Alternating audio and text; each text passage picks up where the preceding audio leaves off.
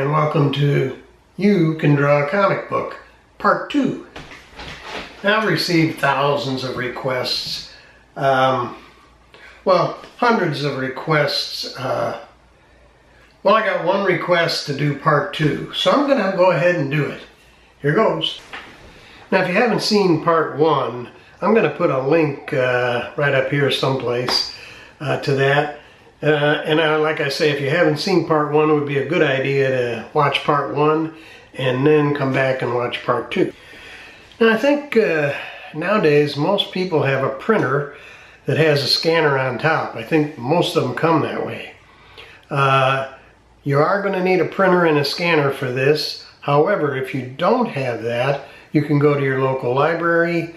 You can go to Kinko's. Come to think of it, is Kinko's still in business? I don't know. But anyway, a copy shop. So let me show you what you need to do. It's fairly simple, and let's get started.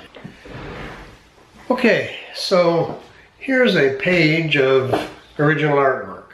9x12 sheet of paper. So what we need to do is we need to put that in the scanner and scan it. So let's do that.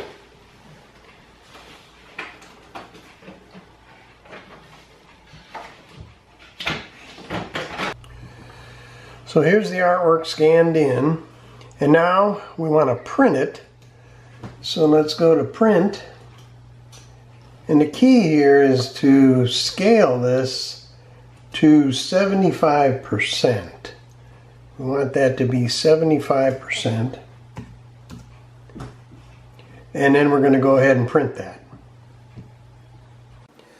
So here you can see we have the full-size copy, the original artwork, and we have the reduced copy. Now the next thing we want to do with the reduced copy is cut it out.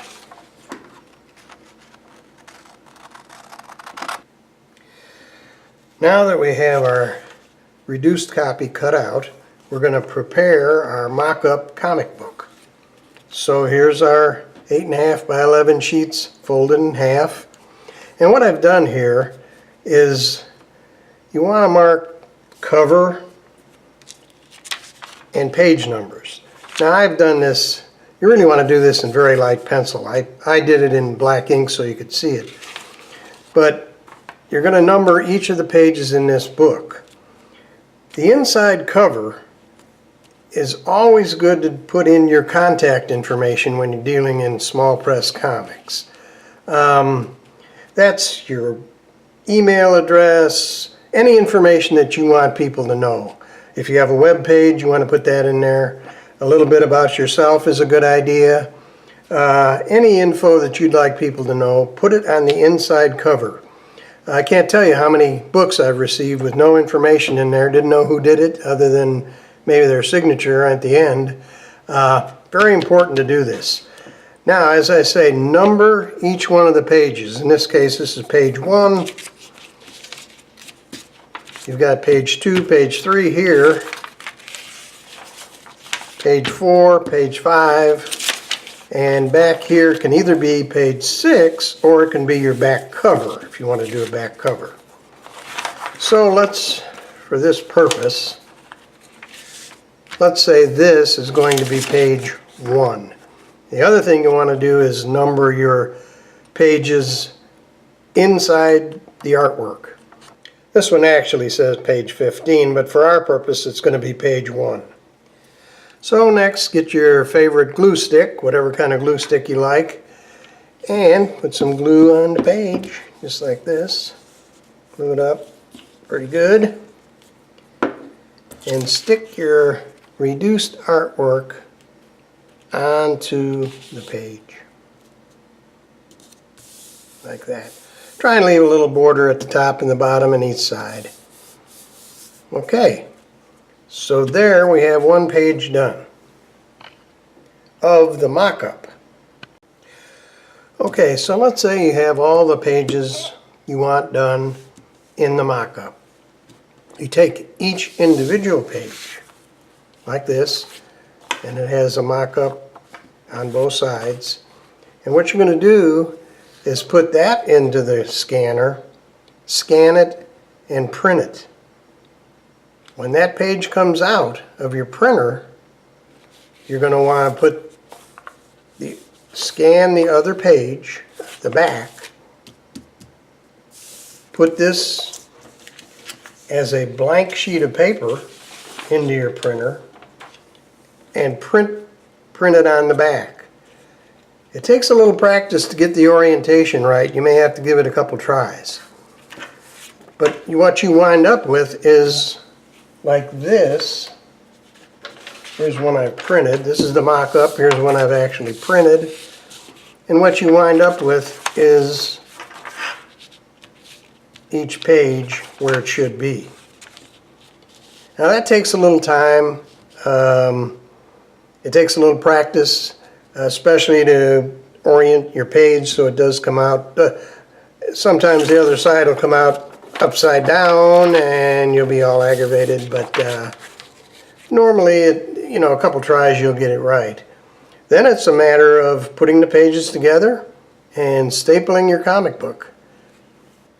Now, if you invest in a long stapler like this, it'll make stapling your comics a whole lot easier. But this is not real cheap. Depends on if you're going to really invest in making some comics or not. Otherwise, you may be able to use a standard stapler like this red one and do it something like this. I'm not sure how well that works, but you could do it that way. If they take my stapler, then I'll set the building on fire. I did want to show you how many original pages it did take to make the comic book that I was using as an example. If you're going to do something fairly long with an involved story, be prepared to do a lot of work. As you can see, it's pretty time consuming. Some people are faster than others, I know that, but it does take quite a bit of work to do this one is 16 pages long, so it's a fairly long comic book. All right, on to how to distribute your comic. So let's talk about how do we distribute this fantastic comic book we made. Well, there's a number of ways. Here's one. This is a publication called Copy This. It's produced by Blake Wirtz, pretty much on a monthly basis.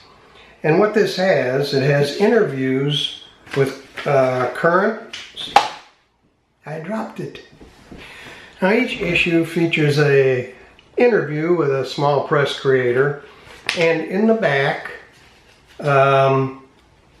there is generally new comics that have just come out and a few words about them. And it's a good way to contact small press creators.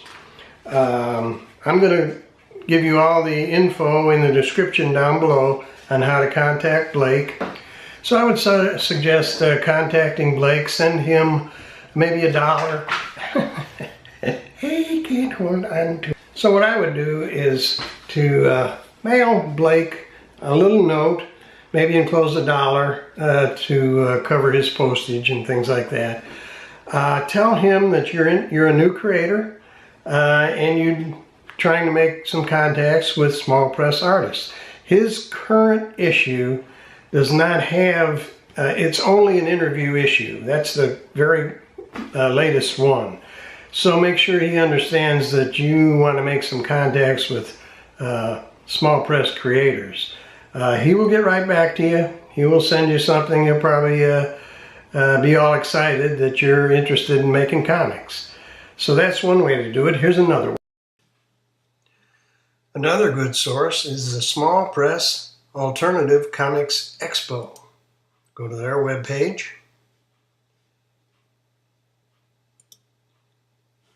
Right there. And if you go under exhibitors right here, it will give you a list of the exhibitors, and every one of them that's in pink will have a web page.